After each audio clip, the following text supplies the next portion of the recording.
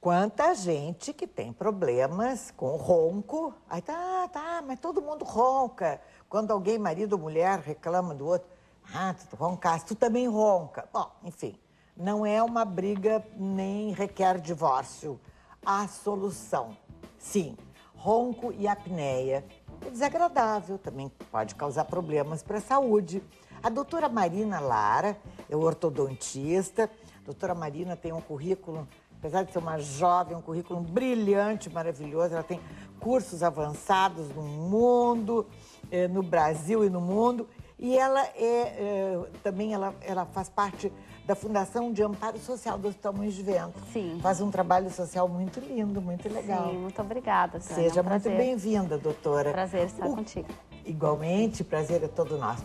O que é a apneia, doutora? O ronco, acho que todo mundo sabe, Sim, né? Todo mundo ouve, né? Todo mundo ouve. Mas quando este problema pode se tornar grave? Sim. A apneia é a parada respiratória durante o sono. Sim. Então, o ronco é o ruído dos tecidos da garganta. E a apneia... A flacidez desses tecidos? A flacidez, exatamente. Com o avançar da idade, os tecidos internos da faringe, das vias aéreas respiratórias superiores, tendem a ficar flácidos. Então, o ronco é a vibração desses tecidos durante a passagem do ar. E a apneia ocorre quando esses tecidos colapsam, se encostam e há o bloqueio da passagem do ar. E aí é que mora o perigo. Aí é que está, porque senão não é nada, isso é normal, isso é... Não, este problema pode causar mais do que a gente possa pensar, redução de memória. Exatamente. Atualmente, Tânia, a comunidade médica odontológica tem buscado fazer esse trabalho que estamos fazendo agora, né, que é um trabalho muito interessante, em orientar a população em relação à gravidade do ronco. Sim. Porque tem essa história de que é um problema social, tu ronca, eu não consigo dormir, casais que dormem separados, né? Mas, na verdade, é um problema de saúde muito grave. A perda de memória, a dificuldade de concentração é um dos fatores, né? Inclusive, o paciente que tem apneia tem 7 vezes mais o risco de acidente de trânsito, são estatísticas comprovadas. Sim, porque é uma pessoa que tem sonolência. Exatamente. Sonolência mais do que a normal. E acaba tendo uma dificuldade de retenção de informações, né? E desempenho no trabalho diurno. Então, por quê? O sono não é repousante. A cada apneia há um microdespertar. Mesmo que a pessoa não tenha consciência, ela acorda, porque involuntariamente o organismo toma um susto para que recupere o ar. E aí o sono, nos eletroencefalogramas que a gente avalia, o sono não fica um sono repousante, a pessoa nunca entra no sono profundo. Sim. E aí o cérebro não descansa. Inclusive a irritabilidade pode também E depressão é um dos sintomas associados. Depressão. E aí a gente pergunta... A ortodontista, o ronco e a apneia, o que tem a ver? Sim, o ronco é tratado pela medicina do sono e pela odontologia do sono. O que ocorre é que os tratamentos médicos, alguns não são bem aceitos para o paciente, principalmente aquele com a máscara, que é o CPAP, que é uma máscara que faz um fluxo positivo de ar. Tem alguns casos que realmente... Vamos combinar que, desculpa interromper, que não é agradável dormir com aquela máscara. Exatamente. Mas nos casos graves... nos casos graves, Tânia, os pacientes graves, eles têm tantos problemas de saúde associados, porque a apneia traz risco de infarto e AVC muito significativo, que a máscara, ela é indicada, é necessária, e esse paciente grave aceita, porque ele sabe que ele precisa simplesmente de ar. Sim. E a máscara injeta o ar para dentro dos pulmões. Sim. Mas, para os pacientes que têm um ronco leve e moderado, o aparelho odontológico, ele é super bem-vindo. Porque não é um aparelho para corrigir a posição dos dentes, não. É um aparelho que se coloca para dormir e que ele avança os tecidos da garganta e aí ele permite a passagem do ar.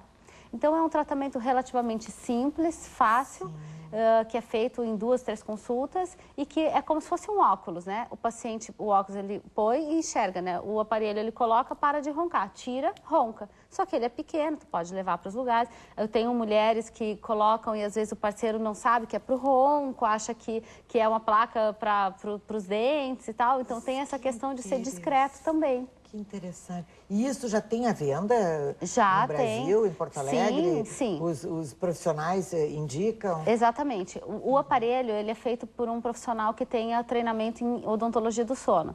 Então, aqui em Porto Alegre ainda são poucos, mas alguns, né?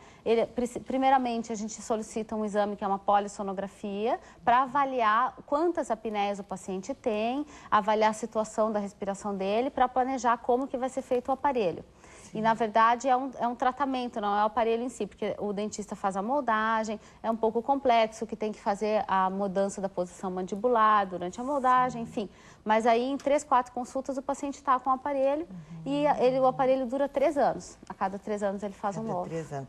Doutora Marina Lara, pensava assim, há algum tempo atrás não existia nem toda essa parte da estética bucal, né, de uma pessoa com bons dentes.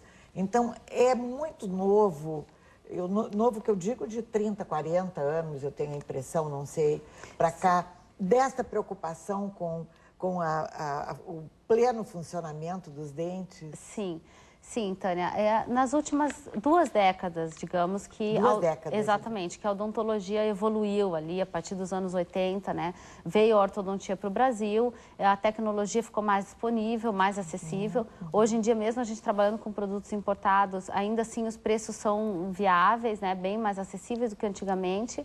E hoje em dia se sabe, com a longevidade, o que todo mundo quer é qualidade de vida, né? Hoje mesmo eu atendi uma paciente de 80 anos que está super bem, que vai até os 100, e o único problema é que ela precisava parar de roncar, né? Porque com a idade, com o avançar da idade acima de 80, 85 anos, sobe muito o índice de ronco, porque não há como não ter essa flacidez. Imagina com 2 velhos em casa, é uma sinfonia, 2 ou mais, é uma sinfonia fantástica, não dá. E quem tem um belo sorriso se comunica melhor, vai melhor nas relações profissionais, nas relações afetivas. Porque quem não tem bons dentes sempre esconde, não sorri com toda...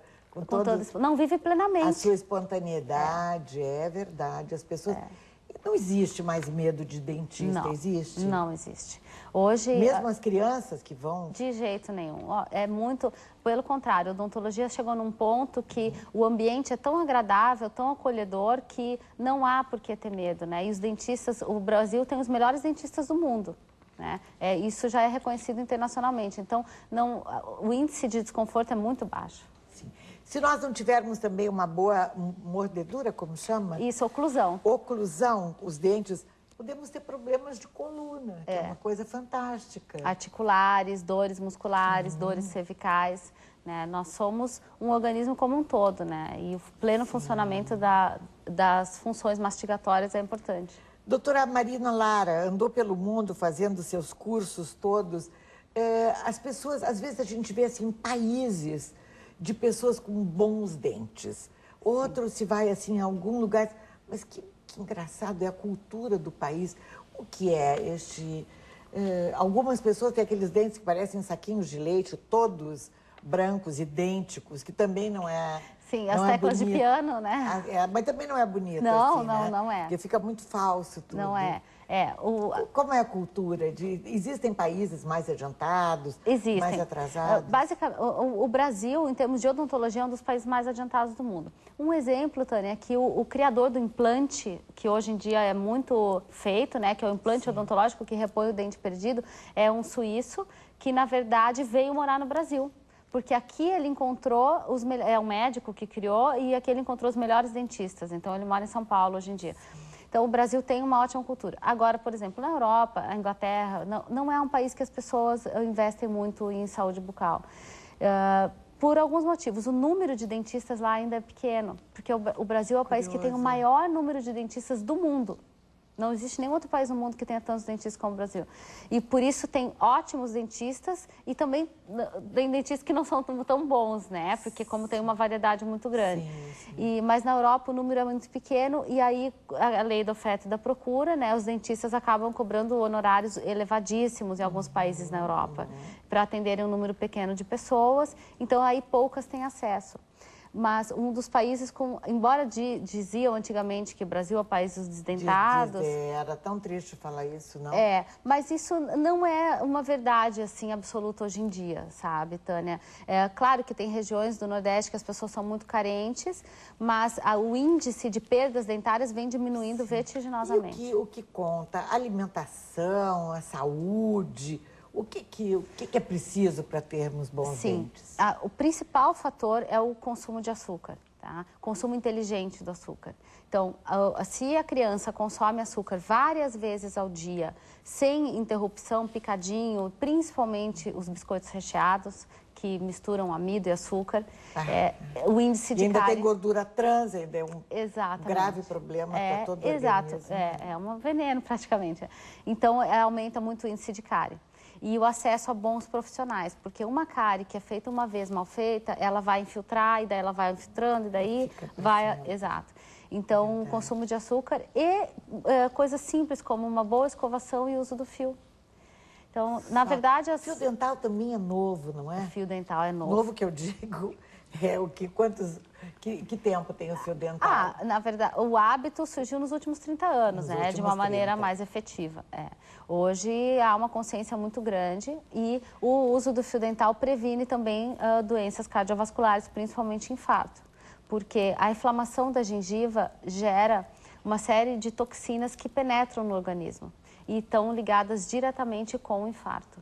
Isso já está comprovado também. Olha que sério. E hoje em dia não tem ninguém que não traga na sua bolsa, sua bolsinha com a escova de dente, ou que tenha no seu local de trabalho uma bolsinha específica com a sua escova, fio dental, pasta, etc. Às vezes até a pasta nem é tão importante quanto o fio dental, a escovação, as escovinhas interdentais, Exatamente. O mais importante do que o produto é o hábito e o movimento de ser feito corretamente. Né? Então, às vezes a gente tem pacientes que passam uma vida sem fazer o movimento correto, ou sem encontrar o cantinho exato onde ele estava esquecendo. Né? Veja, então, que importante, que interessante, adorei a entrevista da doutora Marina Lara. Eu tenho uma neta com esse nome, eu adoro o nome de Marina. Bom, muito obrigada. É muito lindo, doutora Marina, ortodontista, ela que tem uma ampla formação em odontologia, ortodontia, ortopedia facial, tem títulos especialistas no Brasil e no mundo e faz parte do Hospital Moinhos de Vento. Sim. Muito obrigada pela presença. Tânia. Boa sorte, doutora. Obrigada. Lembramos que este programa tem o patrocínio de Zafari Bourbon, economizar é comprar bem, e Panvel Farmácias, você sempre bem. Depois do intervalo, nós vamos ao vivo até a Feira do Livro e ainda um bate-papo sobre um grande evento gastronômico que está acontecendo aqui em Porto Alegre.